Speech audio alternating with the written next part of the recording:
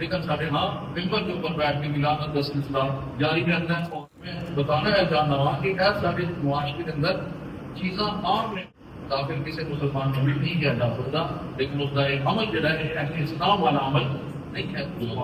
مجید کی آیت کا مضمون ہے، اس کے اندر کسی نے گالی دینے کو منع فرمایا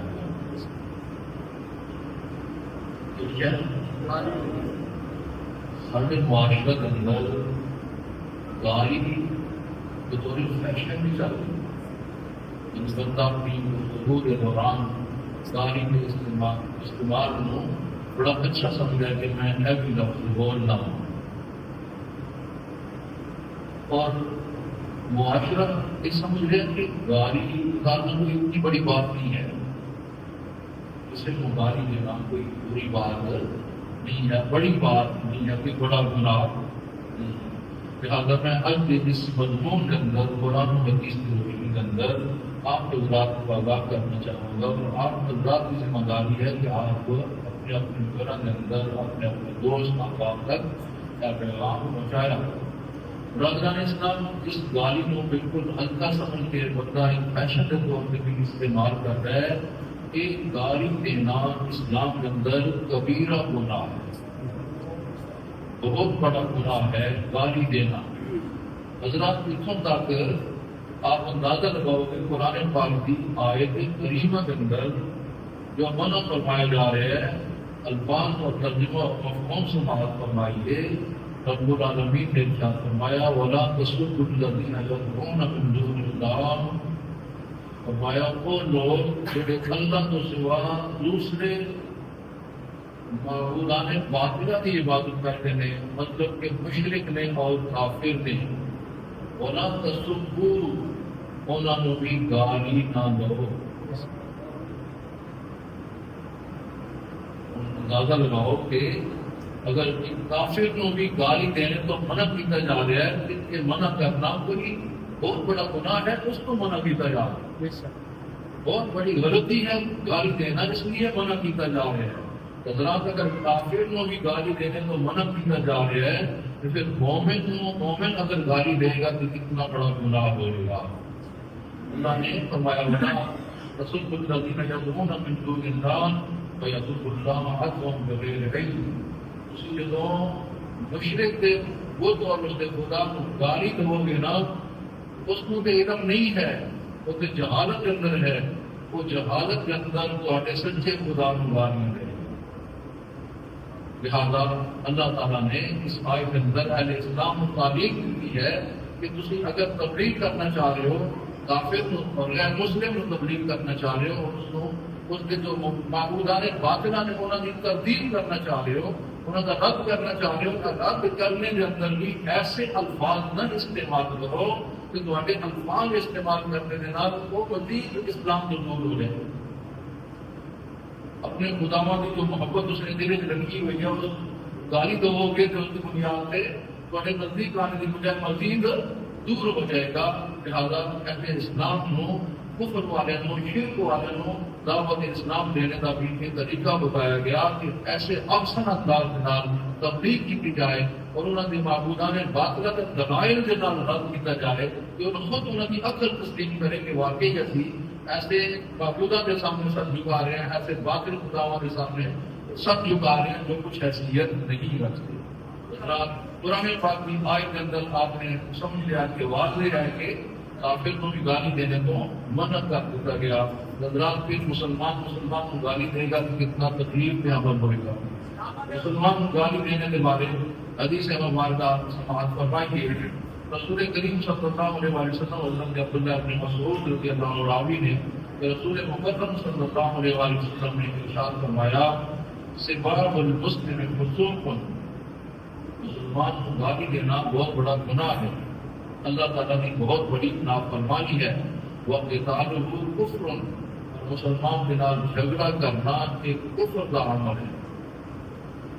اندازہ لگاؤ کہ سارے مسلمان معاشرے کے اندر یہ چیزیں کتنی پائی جا رہی ہیں کہ ایسی ایک مسلمان بھائی ہوں گالیاں دین لگیا بھی نہیں شرما دے اور اس کے ساتھ جھگڑا کرنے کے اندر بھی اسی اگے سمجھنے کہ میں بڑا اچھا عمل کر رہا ہوں، لیکن حضور صلی اللہ علیہ وسلم نے فرمایا مسلمان کو گالی دینا بہت بڑا گناہ ہے، اور مسلمان میں جھگڑا کرنا ایک کفر والا عمل ہے۔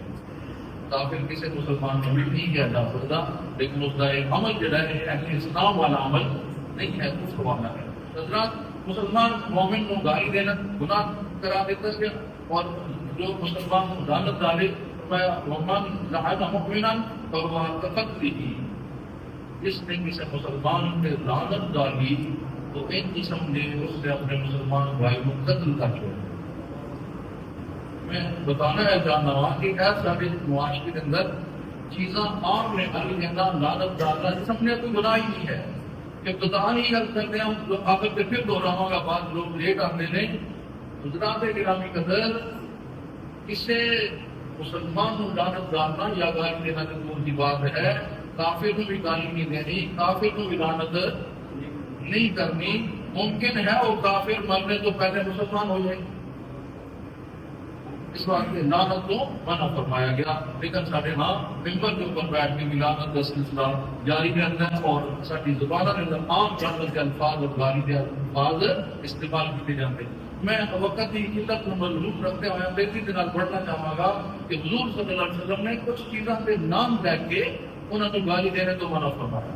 مثلاً بعض اوقات بندہ زمانے کے معاملات جو اپنے وقت کے اندر اپنے دورانیے کے اندر جو تکلیف کا سامنا کر رہا ہے، کہ بندہ اپنے عملہ کو کوس ڈال کہ میرے عمل ہے، مجھے میرے عملہ کی سزا ہوئے گی، وہ کہتا ہے زمانہ ہی برا ہو گیا، زمانے کو گالی دیتا ہے، زمانے کو برا کہتا ہے۔ حضرات، حدیث مبارکہ سنیے سیدنا ابو ہریرہ رضی اللہ عنہ راوی نے کہ رسول اللہ صلی اللہ علیہ وسلم نے ارشاد فرمایا کہ اللہ تعالیٰ ارشاد فرماتا ہے یؤذینی ابن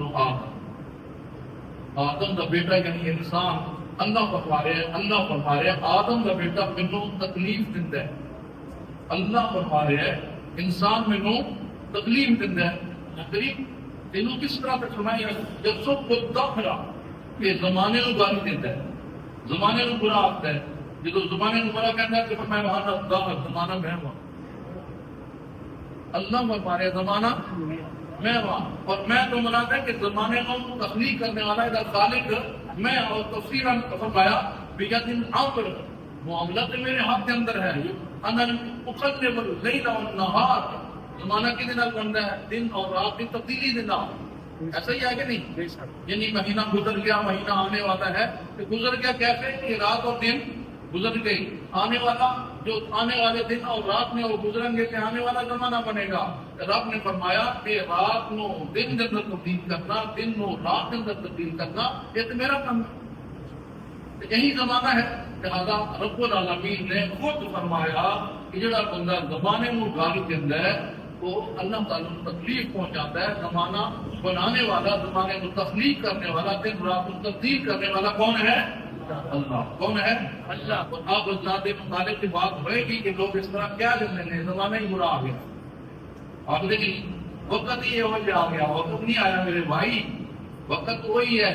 دن رات کی تبدیلی جڑی جناب محمد رسول اللہ صلی اللہ علیہ وسلم نے دور کی، کیا آج بھی وہی ہے کہ نہیں؟ انشاءاللہ ہوگی۔ یا اس ٹائم دن چھوٹے ہونے سن آج بڑے ہو گئے، اس ٹائم رات چھوٹی آج بڑی ہوگی؟ نہیں رہا ایسا۔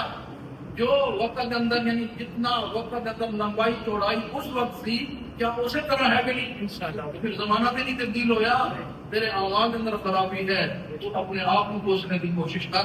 لہٰذا اللہ کے نبی صلی اللہ علیہ وسلم نے زمانہ کو گالی دینے کے بارے اس طرح کر کے منع فرمایا۔